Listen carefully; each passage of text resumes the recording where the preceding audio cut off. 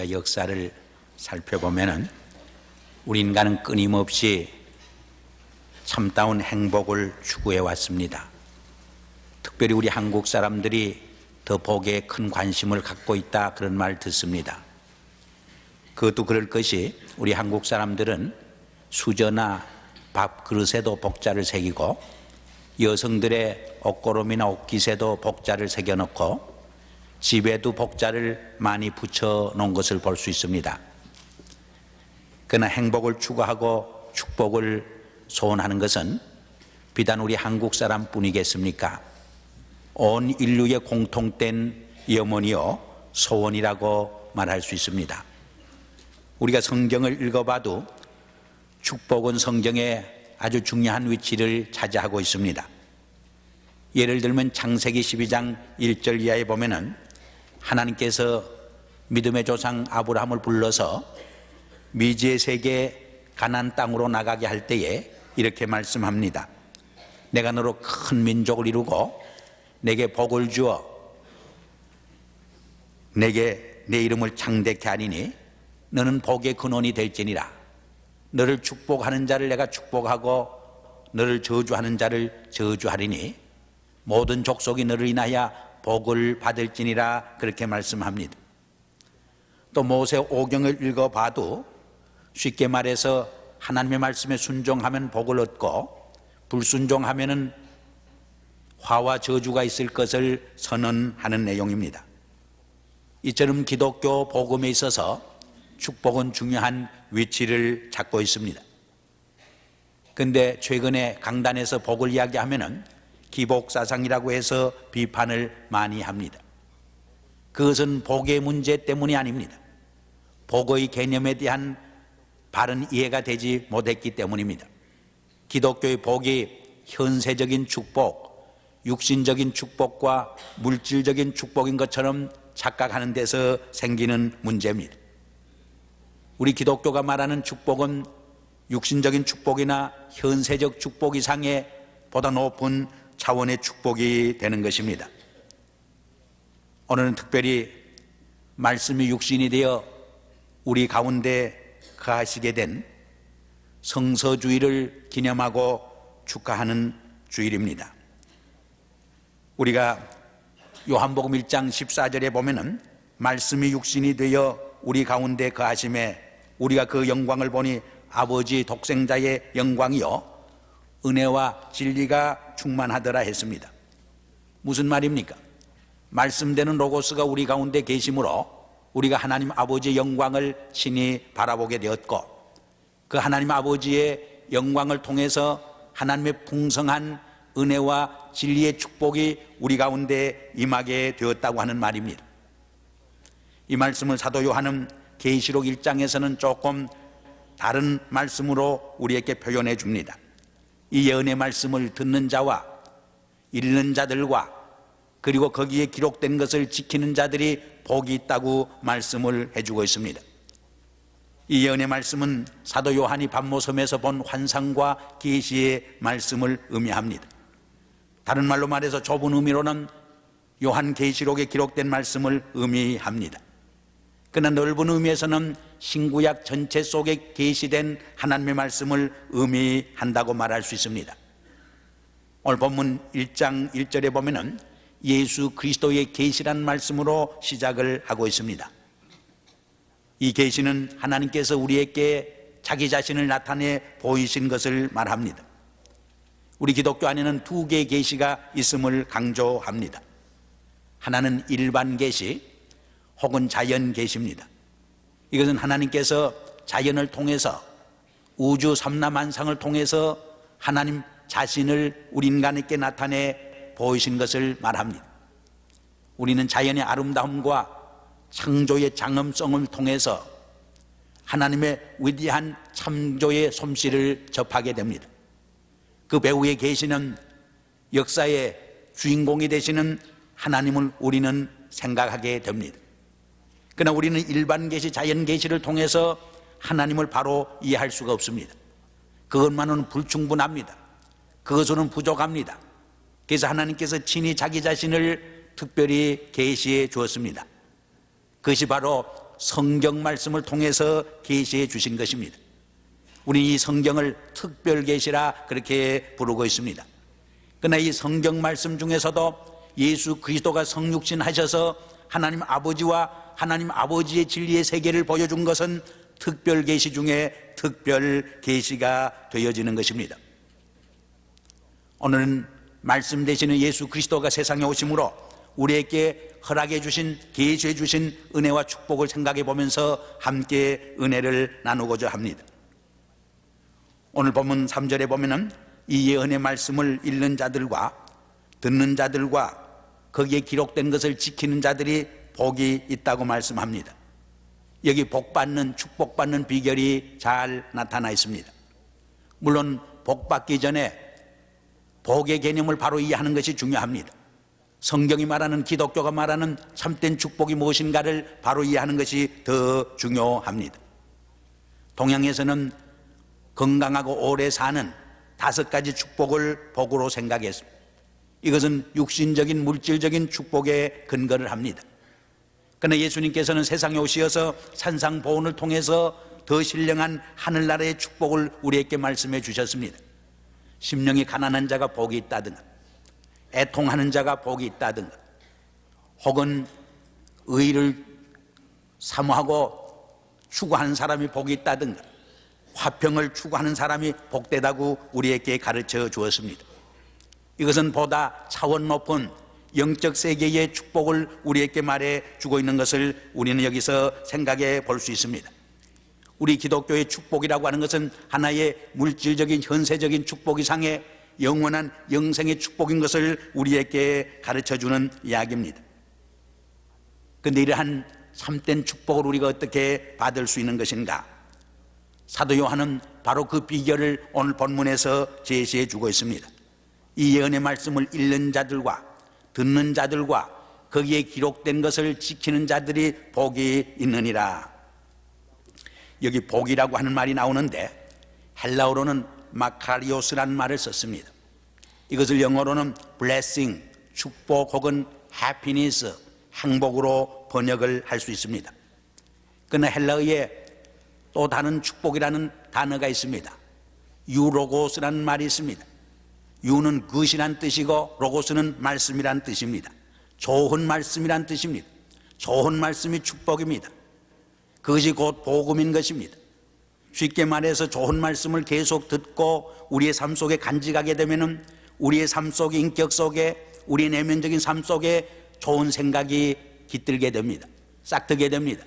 지혜가 생기게 됩니다. 그 좋은 아이디어와 지혜 말씀을 입을 벌려 하게 될 적에 덕을 세우게 됩니다. 이 좋은 말씀이 우리의 인격을 변화시키고 새롭게 합니다. 우리의 삶을 새롭게 할 뿐만 아니라 우리의 공동체와 사회를 복스럽게 만들어 가는 것입니다. 그러니까 좋은 생각, 지혜로운 말을 하지 못하고 나쁜 생각, 나쁜 말을 하기 때문에 복을 쏟습니다. 복을 받지 못합니다. 성공하지 못하는 것을 우리는 볼 수 있습니다. 그럼 이 좋은 말씀이 무엇인가? 구체적으로 성경 말씀을 의미합니다. 하나님의 말씀을 의미합니다. 이 성경 말씀은 우리 크리스찬들의 교회 생활과 신앙 생활의 원리요 지침이 되는 것입니다. 마치 고기가 물을 떠나 살 수 없는 것처럼 우리 그리스도인들은 이 하나님의 말씀, 성경 말씀을 떠나서 생존해 갈 수 없는 것입니다. 이 말씀 속에서 참 그리스도인다운 성숙한 삶을 살아갈 수 있게 됩니다. 16세기 종교 개혁 운동은 한마디로 잃어버린 하나님의 말씀을 되찾는 운동이었습니다. 잃어버리고 감춰진 하나님의 말씀, 성경 말씀을 회복하자는 운동이었습니다. 왜냐하면 이 하나님의 말씀에 대한 회복이 있을 적에 생동하는 신앙이 있고 정말 생명력이 넘치는 산 교회 공동체가 이루어질 수 있기 때문입니다.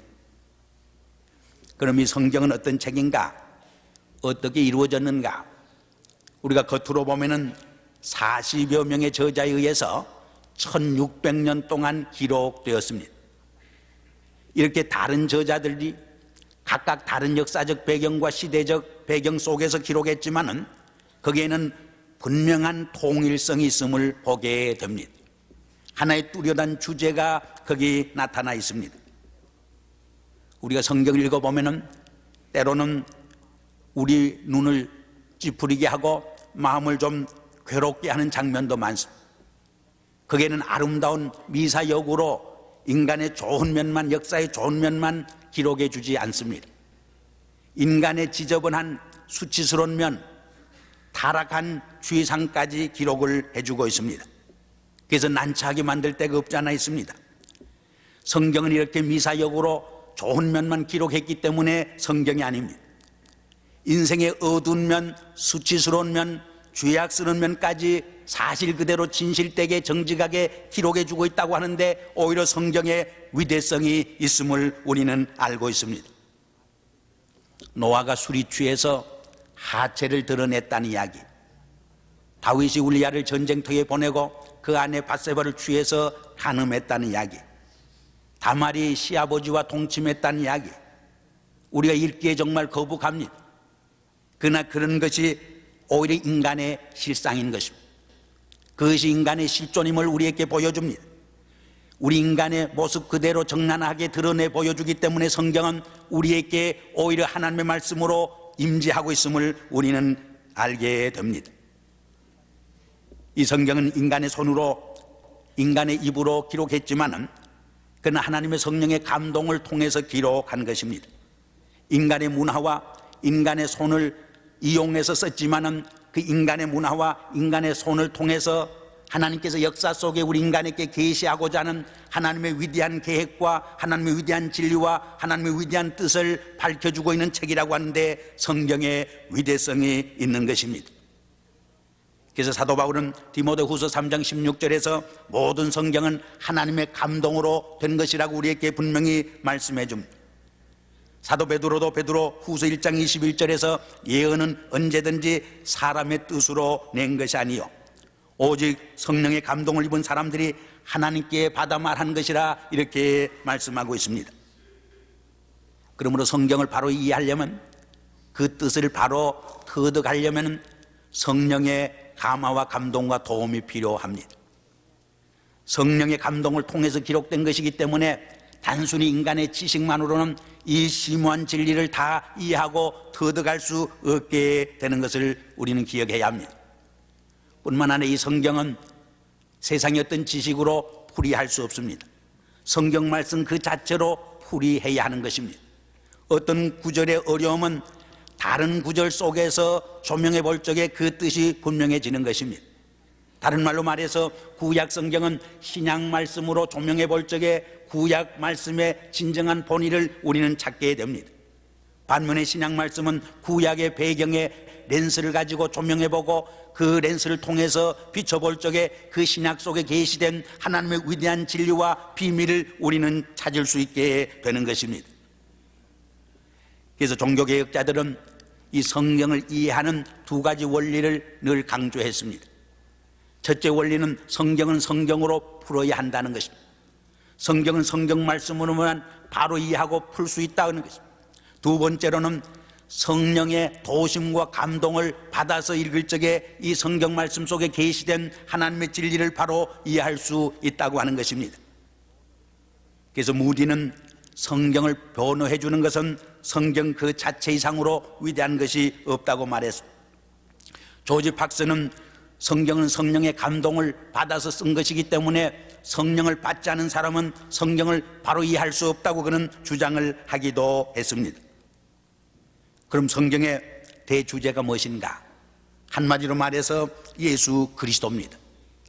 예수 그리스도의 오심과 성육신, 십자가의 죽음을 통한 죄 사유함, 부활을 통한 영생의 축복을 우리에게 말씀해 주고 있습니다. 바로 예수 그리스도를 믿음으로 구원 얻는다고 하는 이 대진리가 성경의 진리요, 성경의 주제라고 우리는 말할 수 있습니다. 요한복음 5장 39절에 보면은 너희가 성경에서 영생 얻는 줄 생각하고 성경을 상고하거니와 이 성경이 곧 내게 대하여 말하는 것이니라. 예수님께서 친히 이 성경은 내게 대해서 말하는 것이라고 우리에게 가르쳐 주었습니다. 요한복음 20장 31절에 보면 오직 이것을 기록함은 예수께서 하나님의 아들 그리스도이심을 믿게 하려 하며 또 너희로 믿고 그 이름을 힘입어 생명을 얻게 하려 함이라고 말씀했습니다. 요한복음을 기록한 목적은 두 가지입니다. 하나는 예수가 하나님의 아들 그리스도 되심을 믿게 하려는 데 있습니다.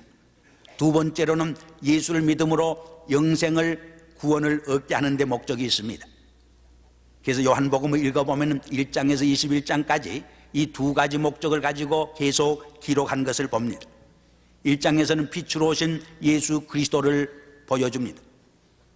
말씀이 육신이 되어 오신 것을 우리에게 보여줍니다.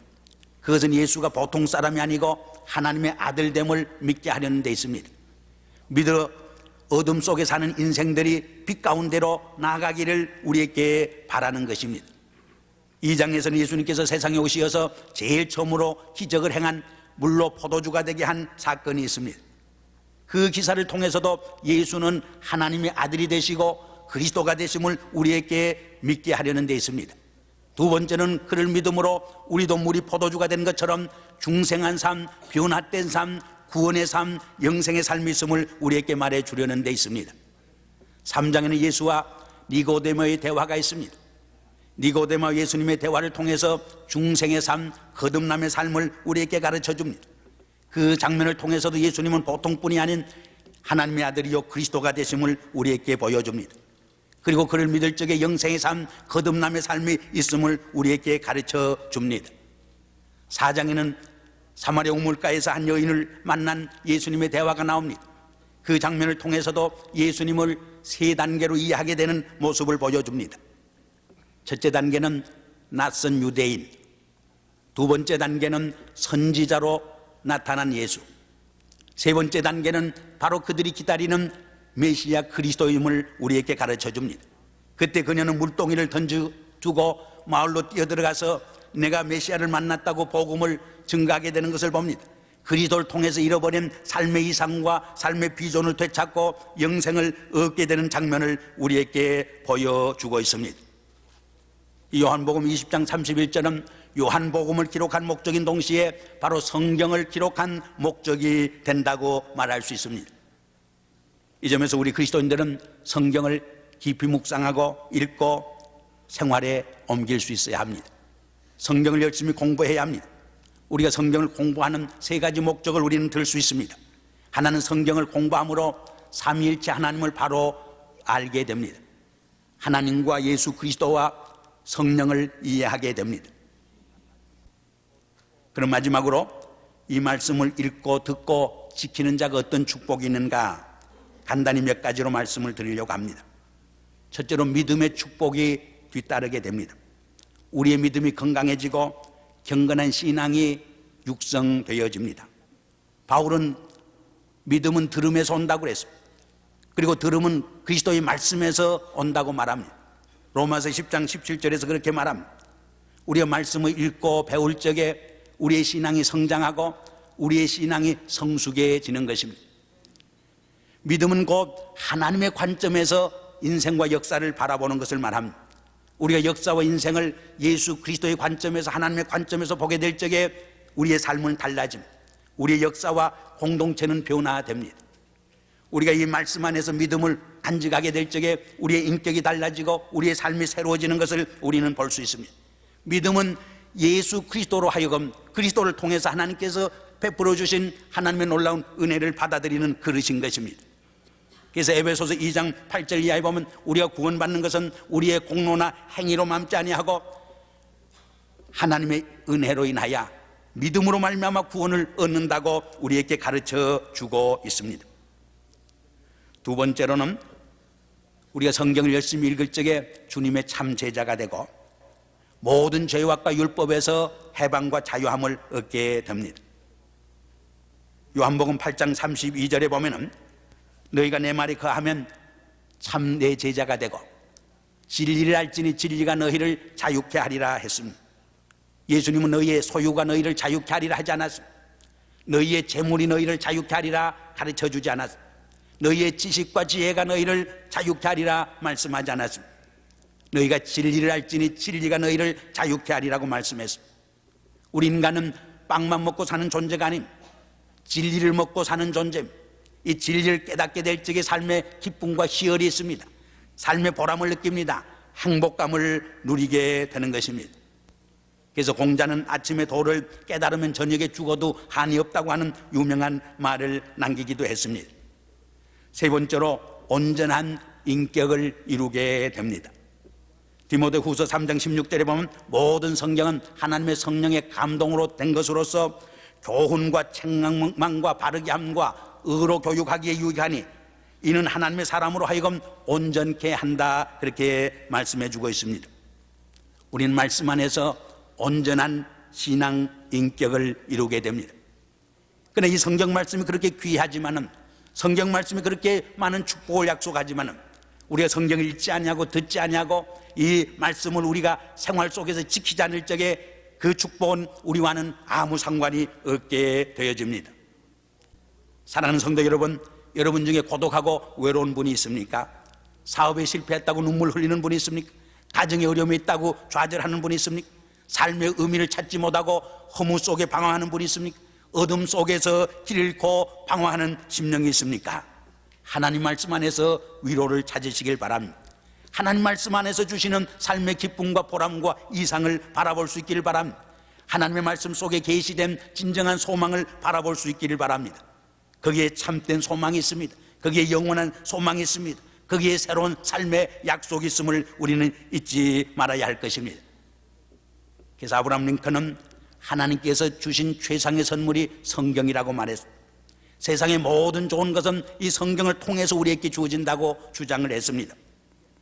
계속해서 늘 성경을 펴들고 있으라, 그리하면 너의 천국 가는 길은 열려 있으리라고 말했습니다. 사랑하는 성도 여러분, 여러분의 손에 늘 성경이 펼쳐지기를 바랍니다. 그 성경 말씀을 읽고 듣고 지킴으로써 하나님께서 약속해 준 놀라운 영생의 축복을 누리시는 여러분 되기를 주의 이름으로 축원합니다. 기도하겠습니다. 아버지 하나님, 어둠 속에 방황하는 인생들을, 죄악의 포로로 살아가는 비참한 우리들을 구원하시기 위해서 독생자 예수 그리스도를 보내주심을 감사합니다. 오늘은 말씀으로 육신이 되어 오신 예수 그리스도의 오심을 저희들이 기억하면서 말씀을 주신 하나님께 감사와 찬송과 영광을 돌립니다. 그러나 이 말씀이 우리의 양식이 되게 하시고 이 말씀을 읽고 듣고 지킴으로써 하나님께서 우리에게 베풀어 주시는 그 놀라운 축복의 약속을 누릴 수 있게 도와주시옵소서. 예수 그리스도 이름으로 감사하며 기도드리옵나이다. 아멘.